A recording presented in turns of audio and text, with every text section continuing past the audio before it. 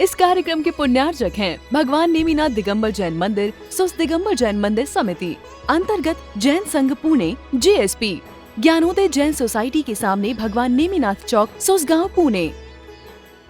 मेरी इमेज दुनिया के सामने कैसी है, लेकिन असलियत मेरी कैसी है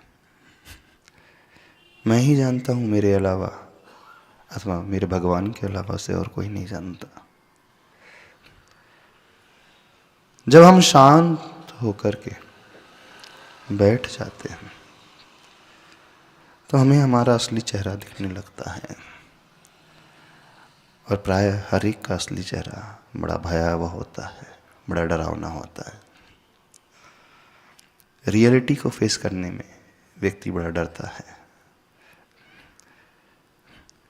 वो एक दूसरा ही चेहरा ओढ़ करके जीता है हमेशा, पूरी लाइफ टाइम एक ऐसा फेस लगा करके जीता है जो दुनिया के सामने बड़ा अच्छा होता है, और उसी में रहने में आनंद आने लगता है,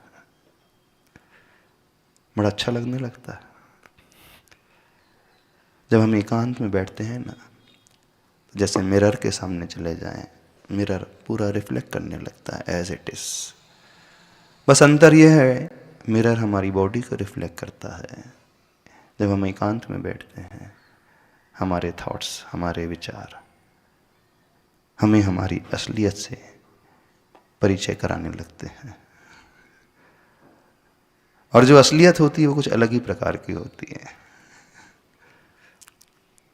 व्यक्ति भागना चाहता है और आज तक भागता हुआ ही आया है। किससे भागता है? स्वयं से भागता हुआ आया है। अपने असली चेहरे से वो भागता हुआ आया है, क्योंकि असली चेहरा कुछ अलग ही प्रकार का है। हर व्यक्ति उसे इजीली एक्सेप्ट नहीं कर पाता है, क्योंकि उसकी आदत हो गई है दूसरे रूप में ही एक्सेप्ट करने की, दूसरे रूप में ही देखने की। एक सबसे बड़ा फियर ये भी रहता है, एक सबसे बड़ा डर यह भी रहता है, क्योंकि उसने अपने माइंड में एक ऐसी इमेज स्वयं की क्रिएट कर ली है कि मैं बड़ा अच्छा हूं।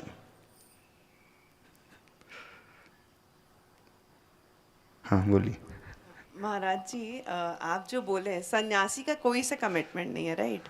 हाँ। अब हम जो गृहस्थ में हैं, माँ बाप से, फिर शादी होता है तो हस्बैंड से, माने जो भी स्पाउस है उससे कमिटेड रहते हैं। राइट। फिर हमारे बच्चे होते हैं तो हमारा उनके प्रति भी ड्यूटी होता है, उधर भी कमिटमेंट रहता है।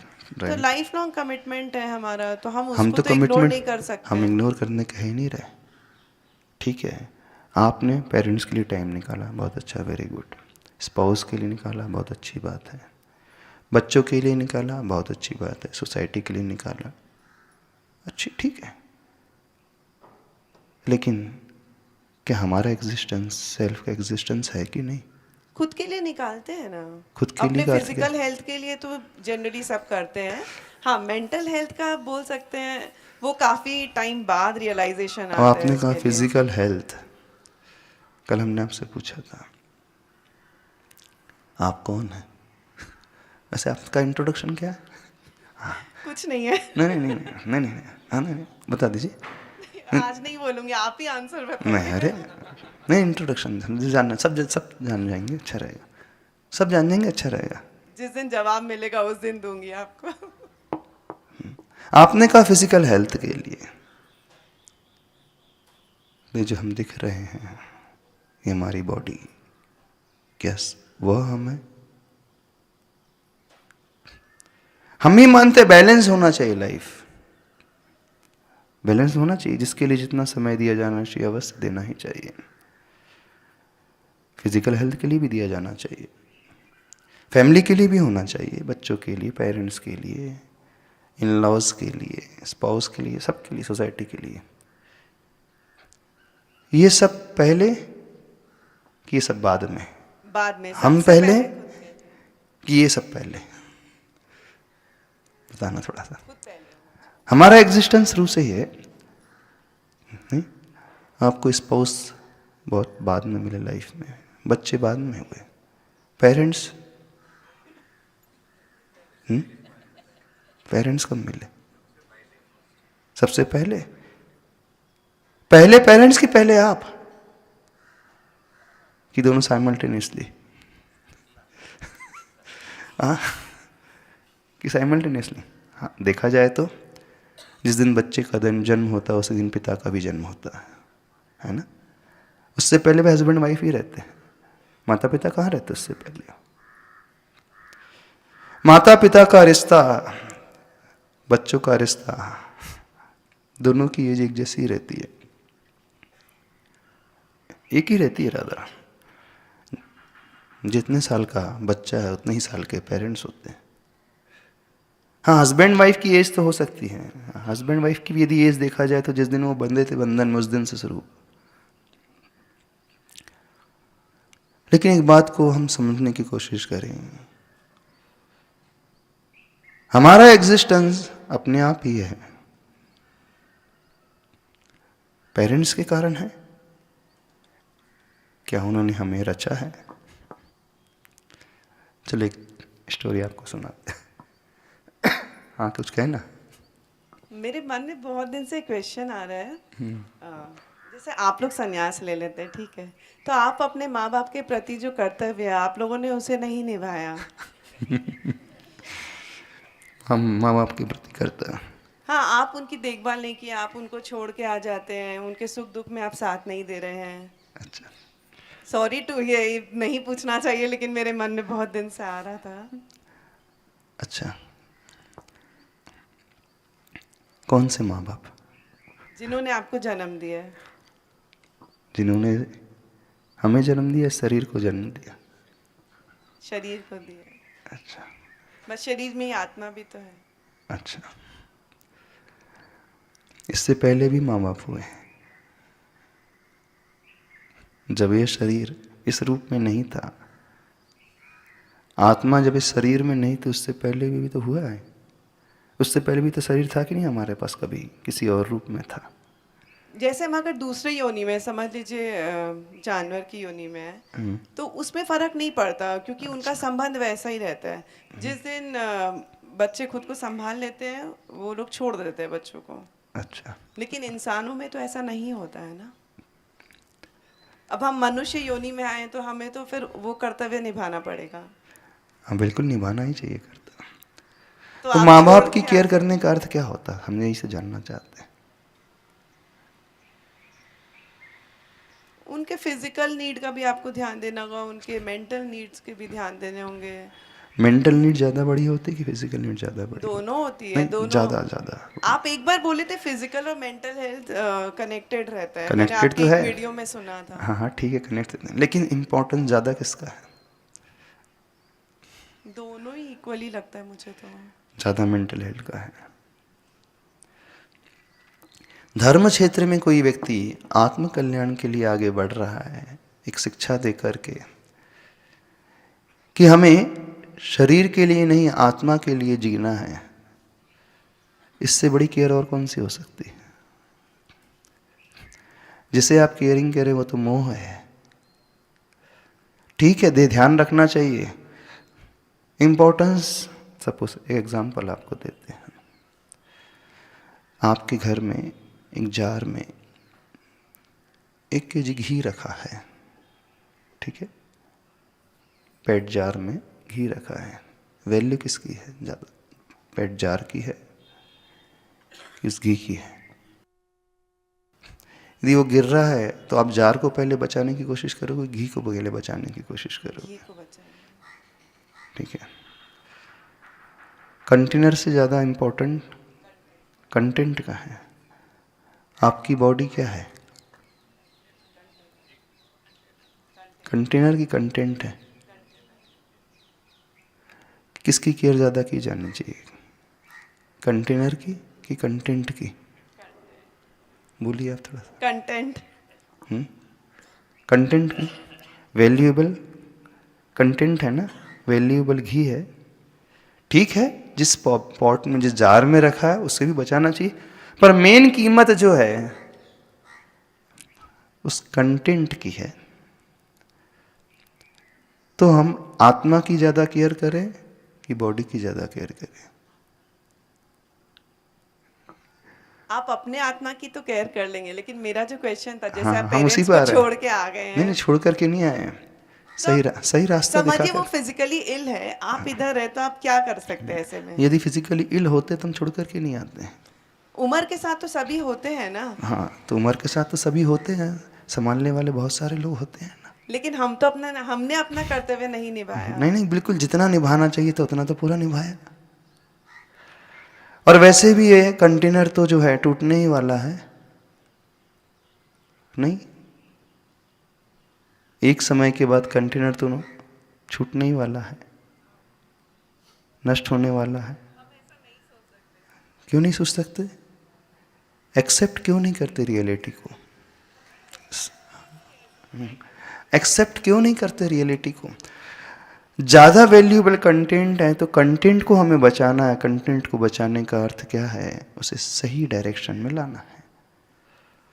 और वह सही दिशा में तब आता है जब उस मोह के जाल को हम तोड़ने की कोशिश करते हैं। मोह के पहले प्यार होता है, आप वो तो एक्सेप्ट करेंगे। हाँ, होता मोह है। तो बाद में आता है, तो प्यार तो होना चाहिए ना, उस हाँ, तो प्यार प्यार के लिए तो हम अपना फर्ज निभाना चाहिए। हाँ, तो हमें। प्यार तो क्या है?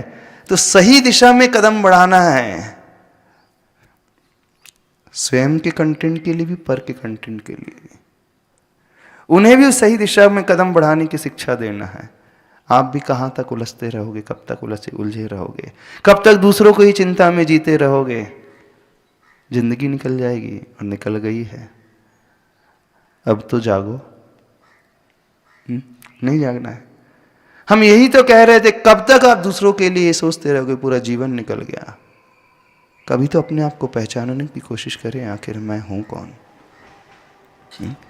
क्या जो दिखता हूं मैं वही हूं, कि मैं कुछ और हूं? हम यह नहीं कह रहे कि घर बार छोड़ देना।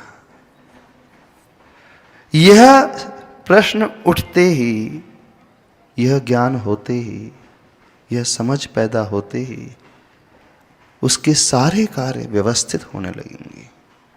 उसका हर कर्तव्य जो है प्रॉपरली होने लगेगा। एग्जाम्पल आपको सुनाते हैं। एक कथा आती है वैष्णव संप्रदाय में, श्वेत केतु की कथा आती है। उसके पिता उद्दालक थे, बहुत बड़े राजा थे। राजा ही नहीं, ज्ञानी भी थे, विद्वान भी थे, नीति न्याय के धारक थे, और साथ में अध्यात्म ज्ञान का भी वो बहुत अच्छा अपने भीतर अध्यात्म ज्ञान को भी रखते थे। जिस समय वो राजा थे, बड़े बड़े लोग उस राजन को स्वीकारते थे, उसकी न्यायप्रियता को लेकर, अध्यात्म की शिक्षा को लेकर। उसका एक पुत्र था श्वेत केतु। वो हमेशा अपने पिता के पास ही रहना चाहता था, लेकिन पिता की भावना थी ये मेरे पास नहीं रहे, ये गुरुकुल में पढ़ने के लिए जाए। लेकिन उस जमाने में, उस समय में उसके पिता से बड़ा ज्ञानी कोई नहीं था।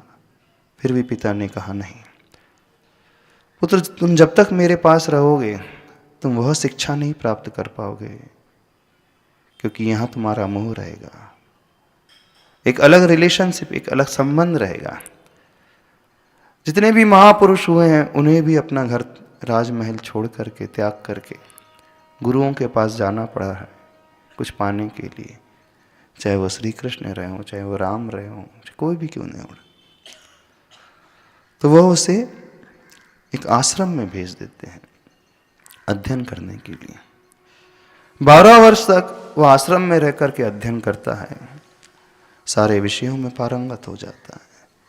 क्या विज्ञान, क्या गणित, क्या आयुर्वेद, क्या ज्योतिष, क्या कला कौशल, क्या शस्त्र अस्त्र की कलाएं, सारी कलाएं, जितनी कलाएं सीख सकता था वो सीख लिया उसने।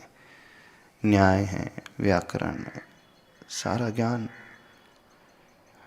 भूगोल आदि, इतिहास है। और 12 वर्ष अध्ययन करने के पश्चात लौट करके अपने राजमहल में आता है। लेकिन जब लौट करके आता है पिता के पास, पिता देखते हैं ये कुछ बदला बदला सा है।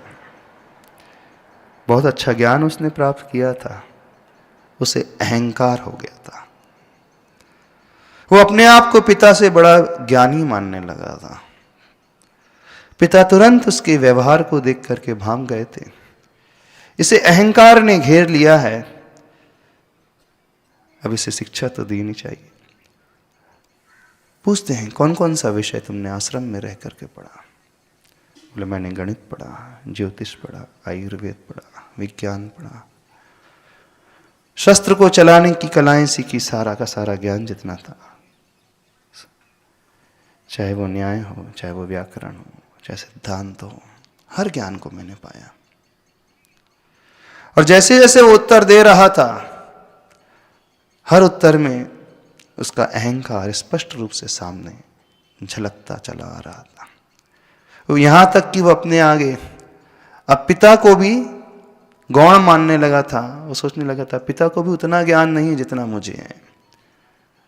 अब पिता उससे एक प्रश्न करते हैं, तुमने इतने सारे विषय गिनाए, क्या लेकिन तुमने वह सीखा जिसे सीखने के बाद कुछ भी और सीखने की आवश्यकता नहीं रहती? क्या तुमने वह ज्ञान प्राप्त किया जिसे जान लेने के पश्चात दुनिया में और कुछ जानने की जरूरत नहीं रह पाती है? वो आश्चर्य में डूब जाता है, ये कौन सा विषय है भाई? मेरे गुरु ने तो सारे विषय मुझे सिखाए, पढ़ाए, लिखाए, लेकिन ऐसा कौन सा विषय है जिसे मैं यदि प्राप्त कर लूं, गहराई में प्रवेश कर लूं, तो मुझे और कुछ जानने की आवश्यकता ही नहीं रहे? नहीं, बोले ये तो मुझे कुछ सिखाया नहीं मेरे गुरु ने। तो बोले जाओ, तुम्हारी शिक्षा भी अधूरी है, जाओ पुनः जाओ आश्रम में अपने गुरु के पास जाकर के सीखो। इस कार्यक्रम के पुण्यार्जक हैं भगवान नेमिनाथ दिगंबर जैन मंदिर, सुस्त दिगंबर जैन मंदिर समिति, अंतर्गत जैन संघ पुणे, JSP, ज्ञानोदय जैन सोसाइटी के सामने भगवान नेमिनाथ चौक, सुसगांव, पुणे।